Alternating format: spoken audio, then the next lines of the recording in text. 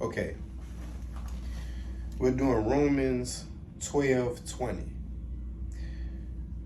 In Romans 12:20,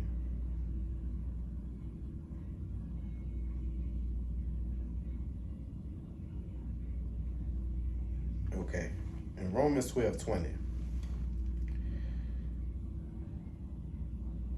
it says, therefore, if thine enemy hunger, feed him. If he thirst, give him drink. For in so doing, thou shall that shall, I mean, in for in so doing, thou shalt heap coal of fire on his head. It is easy to provide food and comfort for our guests, and most of us have no trouble feeding needy strangers. But feeding an enemy is in need, that sounds crazy. Yet when we return kindness for evil, we pass on the burning coal that bring God's warm and inviting love into his home and into his life. A little kindness done for God's sake can have a life-changing impact. Lord, when others oppose me in my humanness,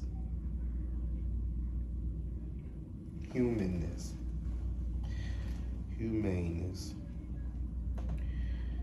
I desire to retaliate, guide my actions so that I do not repay evil for evil. Instead, empower me by the love that you pour out on me even when I was your enemy, to pass on the warmth of your kindness. And I pray that as I do, you would bring the light of your love into the hearts and homes of others. In Jesus' name, amen. It's the entire Bible engraved.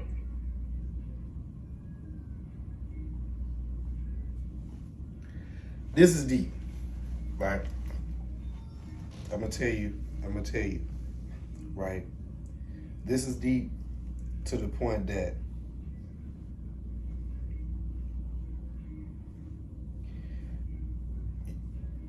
us as Christians have heard that to love that enemy, right? Why do you love your enemy? Just like what it just said, if you show love to an enemy, then they at least can never die saying that they have never been showed love. They can never say that they have the excuse to stay the way that they are, because no one has never showed them a different path. So, and that's why it says that every knee shall bow, every tongue shall confess that Jesus Christ is Lord. There's going to come a day that so everyone would know him. Everyone would have an understanding of who Jesus is and what he walked this earth for, and had a decision to make whether they wanted to follow him or not.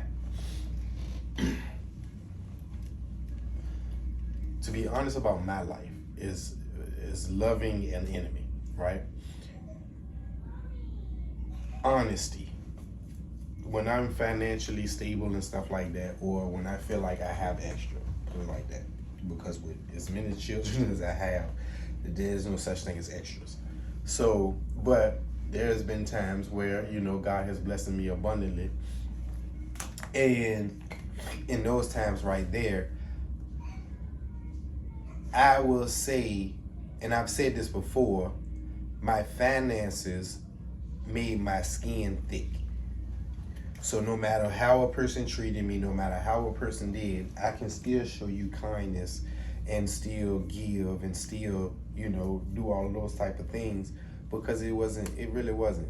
Because I really don't hold a lot of value to a dollar bill, especially when I have enough, or what people call enough for my life and my lifestyle at that time. Now, And I've been in situations where I've been face to face with people that I know, that really tried to harm me and things like that. And I've changed, through God, He used me to change how they see me and how I see them. So that's how you show the love. And it's many enemies that I've seen turn into friends in my lifetime.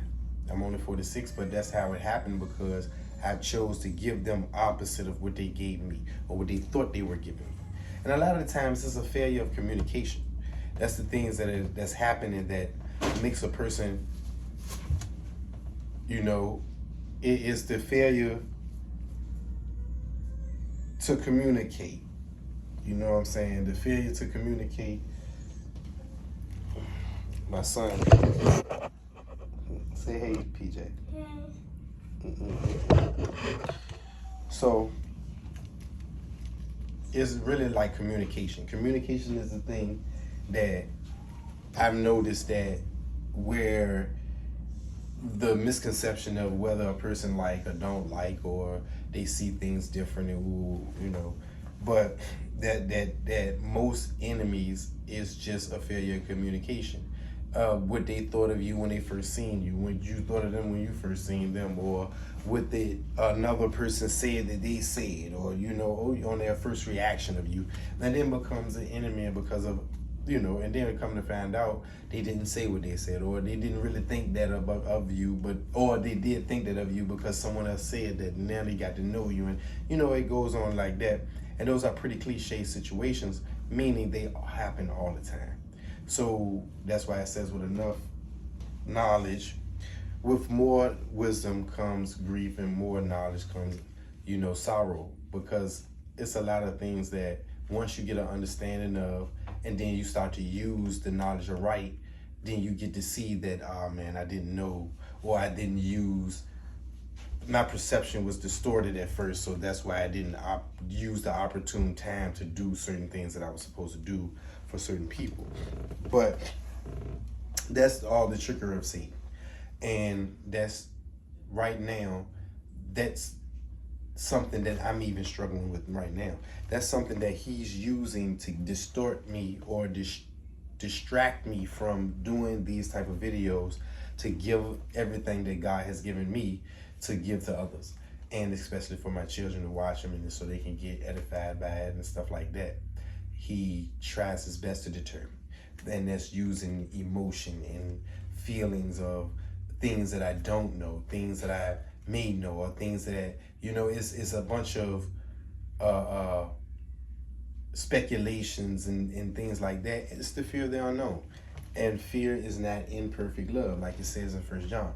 So because once you enter into perfect love, it casts out fear, which is casts out doubt, it casts out worry, it casts out, because at the end of the day, there's a clause to everything. There's a clause to everything. That's where God stands in. And that's the faith that we should have for him, because he's the one that's going to protect you. He's the one that's going to take care of you. So you can allow a person to be a person. You can allow a person to be or have the imperfections of whatever they deem, because honestly, the imperfection is whatever you see. It's not whatever another person sees, it's whatever you see, because God has made us perfectly.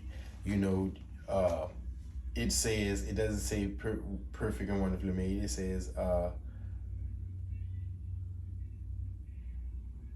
I forget what it says, but anyway, but I know that the fact that we can adapt, the fact that we can change our minds and how we see things, our character, we can change all of that as long as it pierces into our heart and we're persuaded. That makes us perfect. Why? Because we can decide to do anything that we want to do. We can decide to do right 10 for 10. We can. That's a decision that we can make, and that's only we can make it once we believe. How do we believe? We believe in God. God teaches us to believe enough that he has everything else. See, that's the thing. If he has everything else in your life, right? You don't have to worry about anything else. Then that means you only have to worry about other people. How other people see things and how other people feel, and because God has everything else. So that's what gives you the leverage to do that. a lot of the times we misplace emotions and feelings, and not only that, we misplace judgments of things that are occurring, which is because if you say this person is an enemy of mine, then okay, the only thing that's opposite of God is an enemy, which is Satan. So you're saying that that person is Satan at the time. No, they're just being led by him. You know, they're just being persuaded by him to stay in a funk or to stay in a rut or to make things complicated, and even for you. So that's a decision that you make. Now, the only thing to make you decide something different or better is to understand the situation in its entirety and in its fullness. Now, what is the fullness? Is that Satan is persuading them. That's not them. That's not the thing, the person that they want to be. I haven't walked to no person and had that conversation and they said, man, I just want to be the baddest of the baddest. You know, I just want to be really just nasty, spit on kids, you know, spit on grandmothers, slap, you know, disabled people. You know, that's just what I want to be. No.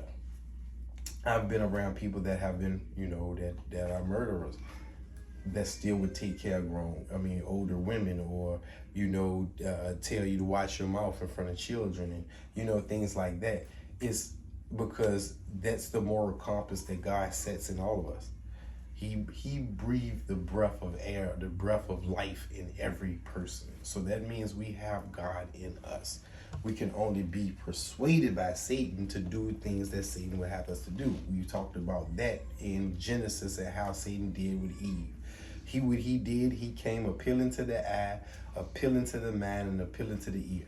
You know, appealing to the taste, appealing to the eye, and appealing to the ear. That's how he came. And to appeal, to attract, you know, to move emotion. So that's what he used, and that's how he do it. And it's given a demonstration of how he can make us fall into that trap of not loving other people and not just fully embracing God and his love and his entirety. It blocks all of that because it gives you the distorted vision of everything, of what can be. There's a such thing as having heaven on earth. It's a such thing, you know. And what is that? Some people experience it, and what it is, it's no worries. It's no worries because you're always in a place where you don't have to worry about anything. People say it all the time, man. Man, I love doing what I'm doing right now because I don't have to look over my shoulder, because you're doing what's expected of you in a good light. That's what that is, you know. And no one judges you for being a good person on how well you take care of yourself. That's no one judges a person that way. How they judge a person is how you treat other people. That's when they say that you're a good person. That's when they say you're a good dude, a good woman, and things like that. And that's what Jesus is trying to get us to understand.